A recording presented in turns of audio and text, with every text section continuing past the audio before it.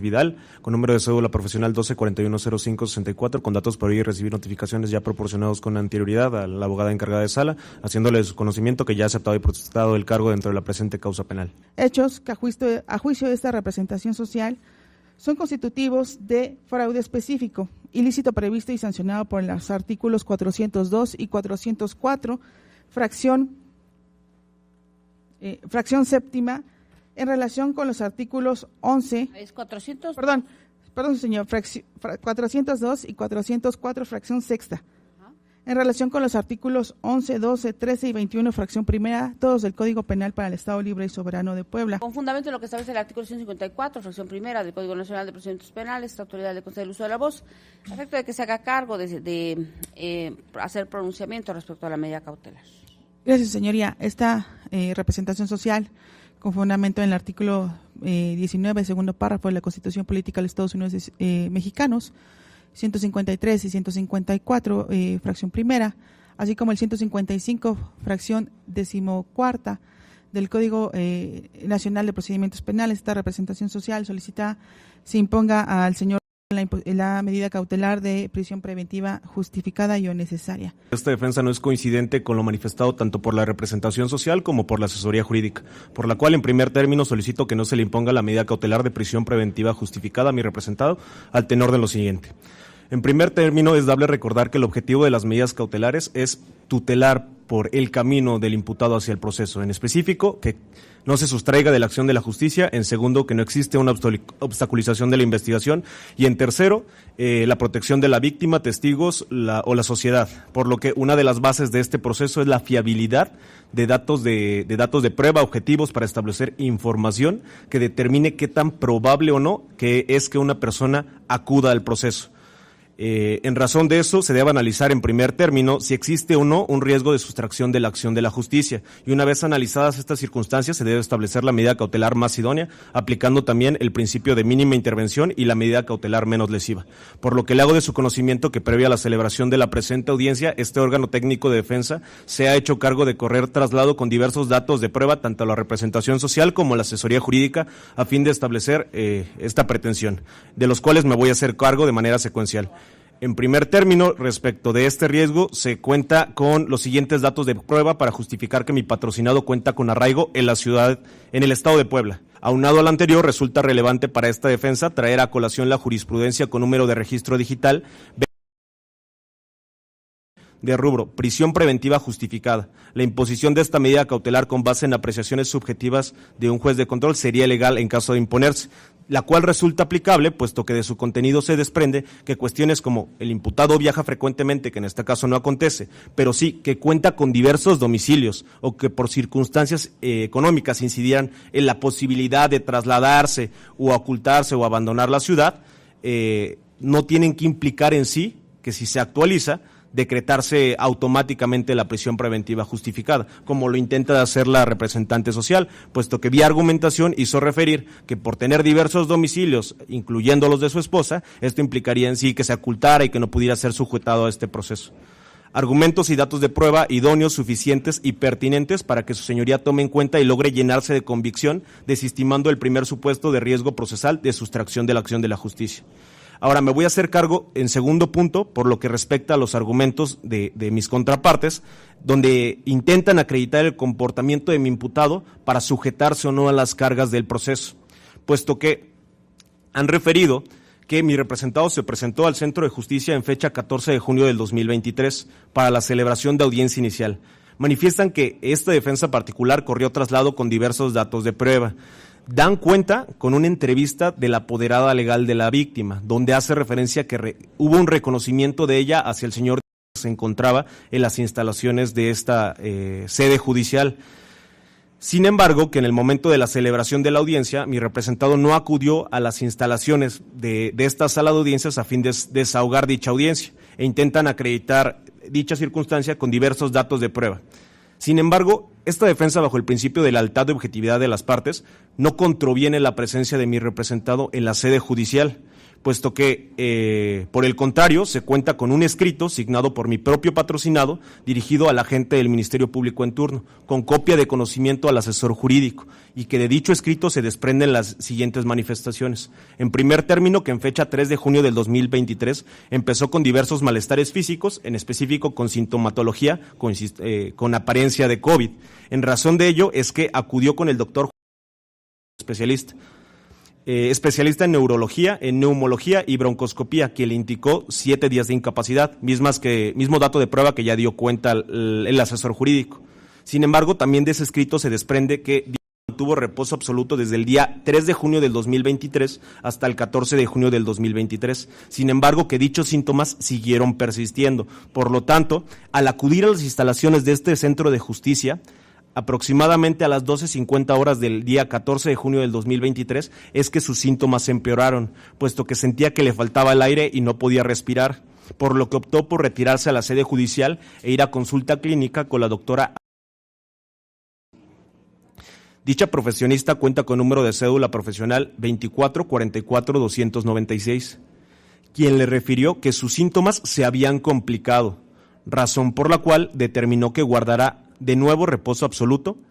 así como aislamiento por 10 días, circunstancias de las cuales este órgano jurisdiccional, al realizar una valoración de manera racional, conjunta y armónica, puede determinar que, si bien es cierto que al momento de la celebración de audiencia, el día 14 de junio a las 13 horas, mi representado no se encontraba en la presente sala de audiencias, también es cierto que existe la voluntad para someterse a todas las cargas del proceso, porque de no serlo así, ni siquiera se hubiera constituido en la presente sede judicial en las 2 fechas próximas pasadas, mismas que se difirieron por cuestiones de salud de los aquí presentes. Y tan es así que el día de hoy se encuentra presente con toda la voluntad de presenciar esta audiencia. Y bueno, si analizamos lo esencial, si tuviera el interés en el presente asunto, ni siquiera se hubiera personado de manera voluntaria a la carpeta de investigación que dio origen a la presente causa penal, puesto que cabe aclarar que Diego nunca tuvo conocimiento de esa carpeta de investigación, sino que hasta que tuvo conocimiento de la causa penal es que voluntariamente decidió comparecer ante la agente del Ministerio Público, individualizarse y nombrar defensa pública. En diversa línea argumentativa me haré cargo con lo manifestado de la representante social, consistente en que existe un riesgo hacia la comunidad, porque así lo hizo valer. Este riesgo, bajo el principio de objetividad y lealtad entre las partes, está contenido en el segundo párrafo del artículo 19 constitucional, del que se desprende que el juez de control podrá, y establece de manera literal, podrá imponer la prisión preventiva justificada cuando el imputado esté siendo procesado o haya sido sentenciado previamente por la comisión de un delito doloso. Puesto a criterio de la Fiscalía, se desprende de su propio informe de la agencia, del agente investigador, que se contaba con un registro de una causa penal 400, mismo que el asesor jurídico trató de corroborar a través del acta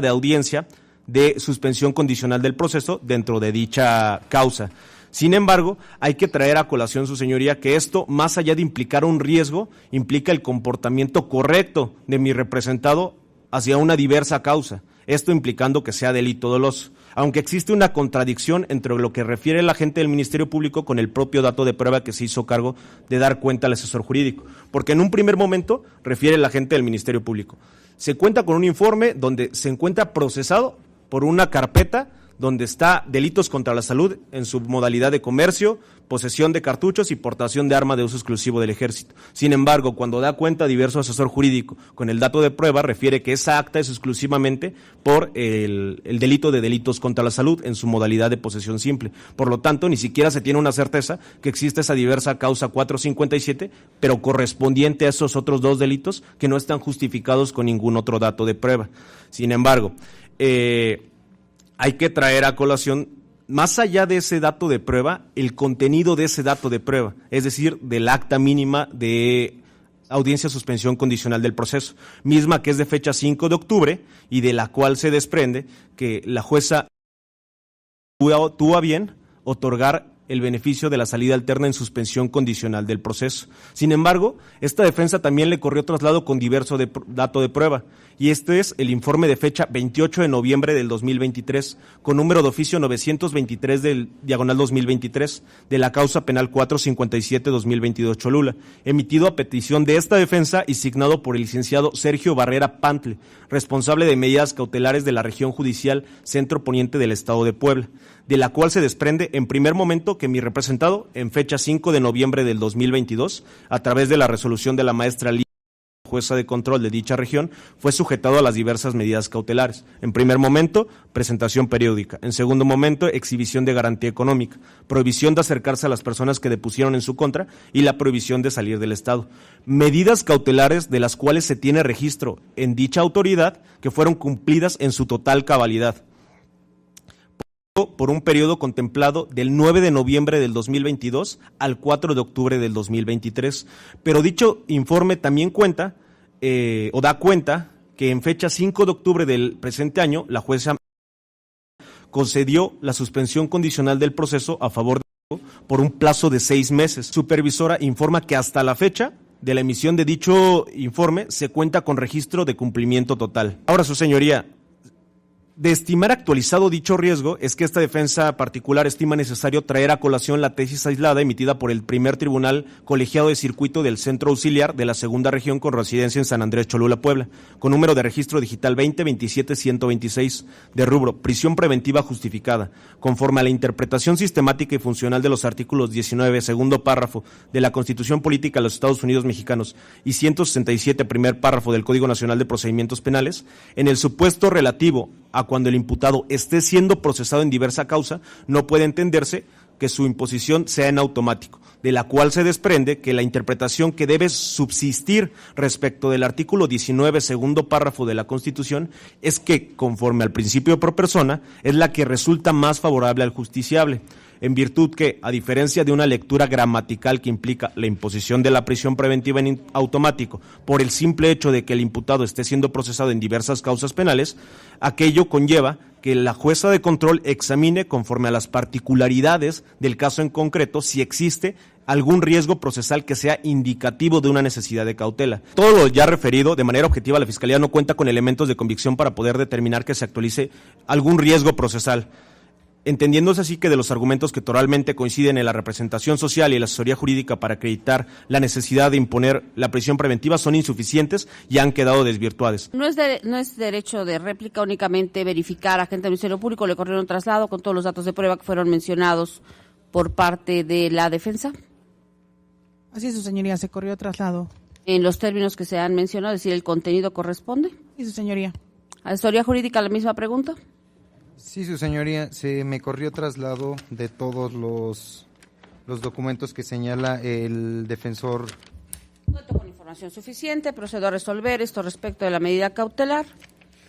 Y en ese sentido, bueno, cierro debate obviamente, y en ese sentido he de indicar que no hemos entendido la naturaleza de la medida cautelar, y eso me queda claro. Yo sé que sí, la Fiscalía, de manera particular la Fiscalía de Puebla, siempre tiene un interés inquisitivo y como consecuencia de ello, considerar que no existen otras medidas cautelares, que no lo sea la prisión preventiva, para poder atender efectivamente los riesgos procesales. Sin embargo, esta autoridad, como garante de los derechos fundamentales y del debido proceso, me haré cargo de las manifestaciones de las partes. En el presente caso no se justifica la medida cautelar de prisión preventiva de carácter justificado. Y esto es por varias razones. En principio de cuenta, porque la agente del Ministerio Público basa su solicitud en dos riesgos procesales. El primero de ellos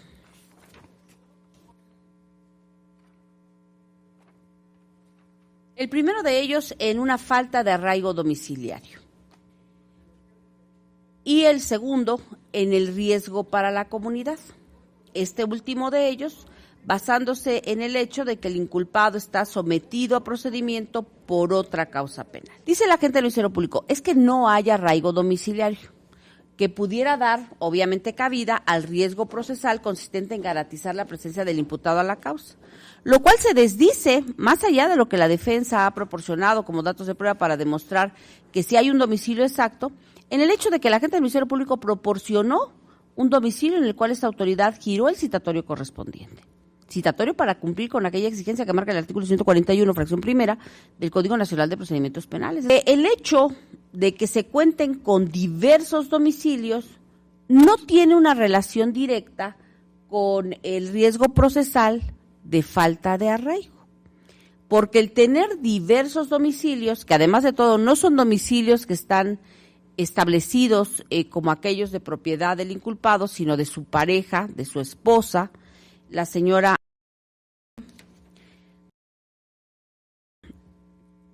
Esto no es indicativo de que efectivamente existe una falta de arraigo, porque esto daría como consecuencia incluso una condición de discriminación, en el sentido de que si se tienen muchos domicilios es motivo para fincar o para establecer una medida cautelar de prisión preventiva. Por otro lado, también señala la agente del Ministerio Público que se puede determinar que efectivamente existe un riesgo de fuga o riesgo de sustracción por el hecho de que en aquella audiencia, que en esa fecha efectivamente el inculpado estuvo en centro de justicia y al final no compareció presentando un documento o una información en el sentido de que no acudía a la audiencia como tal por tener un malestar de salud. Precisamente quise preguntar a la gente del Ministerio Público si toda la información que me había sido proporcionada por parte de la defensa correspondía no solamente en su existencia, sino también en su contenido, es decir, bajo el principio de tercio excluido, este principio de la lógica formal, la defensa, la agente del Ministerio Público y el asesor jurídico dice sí, efectivamente nos han corrido traslado, efectivamente el contenido que se tiene de esta información corresponde, y es ahí cuando me aboco a señalar lo que dice la defensa en el sentido de que es la segunda doctora o médico que ve el inculpado, que efectivamente hay un certificado médico emitido por parte del doctor Juan,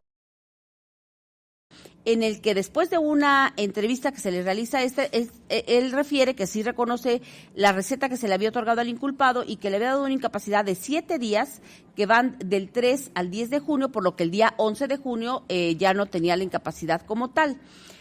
Sin embargo, también la defensa indica que el inculpado, al sentirse mal y sobre todo con estos síntomas de COVID, resultó positivo. Es decir, resultó positivo a COVID y que como consecuencia de ello es que le indican una incapacidad de 7 días. Sin embargo, que al comparecer a este centro de justicia continuó con los malestares, por lo que se tuvo que retirar. Ahí sí me atengo a cuestiones relativas a hechos notorios, públicos y notorios en esta condición de pandemia que todos sufrimos, que esta autoridad además de todo se puede hacer cargo, pues porque también tuvo esa condición de salud, es decir, también he cursado por esta enfermedad de COVID, y en donde efectivamente en la actualidad, después de vacunas y demás, se dan una incapacidad por 7 días. Sin embargo, la salud plena no se obtiene a los 7 días. Entonces, yo tomo por cierto, sí, que efectivamente el inculpado pudo haber estado ya dado de alta bajo esta condición de ya no ser un portador del virus y sobre todo que con ello pudiera generar algún contagio. Sin embargo, las secuelas que el COVID genera son superables en un tiempo posterior a ello. Tan es así que, bueno, existe un segundo certificado médico ahora proporcionado o emitido por parte de la doctora,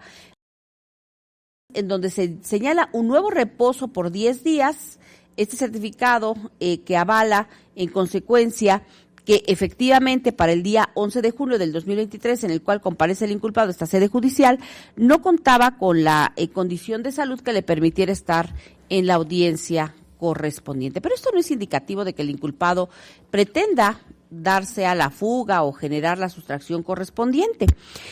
porque lo que sí es cierto y se puede constatar a través de la carpeta judicial administrativa es que el inculpado acudió en la audiencia pasada, acudió a esta audiencia incluso en una citación intermedia en el cual por condiciones de salud de esta autoridad no se pudo llevar a cabo la audiencia, que fue el jueves pasado. Con relación al riesgo para la comunidad, la gente del Ministerio Público, la asesoría jurídica, se basa efectivamente en que el inculpado tiene otra causa penal en el que pues se tiene